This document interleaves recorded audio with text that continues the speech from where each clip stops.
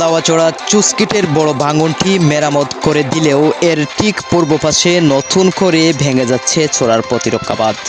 তাদেরকে হতবাক হয়ে পড়ছেন এলাকাবাসী এবং এর ঝুঁকিতে রয়েছেন প্রায় অর্ধ শতাধিক কৃষক।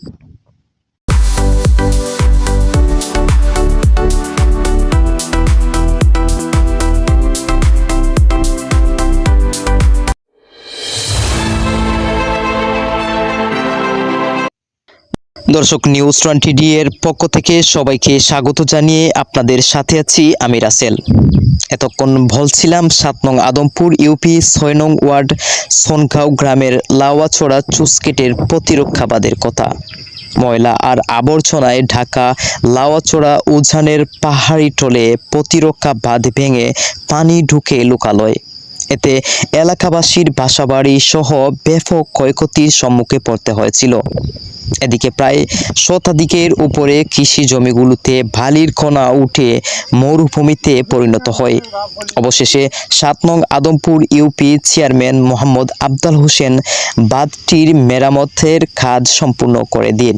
কৃষকরা বাৎসরিক খানি খোরাকের ব্যবস্থা করতে হাড়ভাঙা পরিশ্রমের মধ্য দিয়ে সেই জমিগুলা পুনরায় আবাদ করে ধানের চারা লাগিয়ে স্বস্তির নিঃশ্বাস ফেলতে না ফেলতেই আবারও বড় ধরনের ক্ষয়ক্ষতির মুখোমুখি এলাকাবাসী এবং বেশ ঝুঁকিতে রয়েছেন কৃষকরা।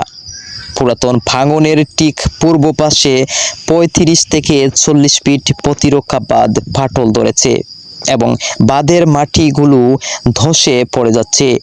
কৃষকরা জানান, এবার যদি বাঁধটি ভেঙে যায় তলিয়ে যাবে আমাদের হাড় ভাঙা পরিশ্রমের মাঠ ভরা ফসলগুলা।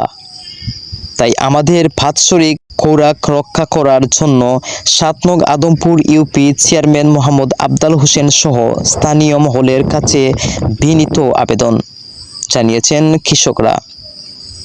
The Rasel, news 20D, Kamalganj.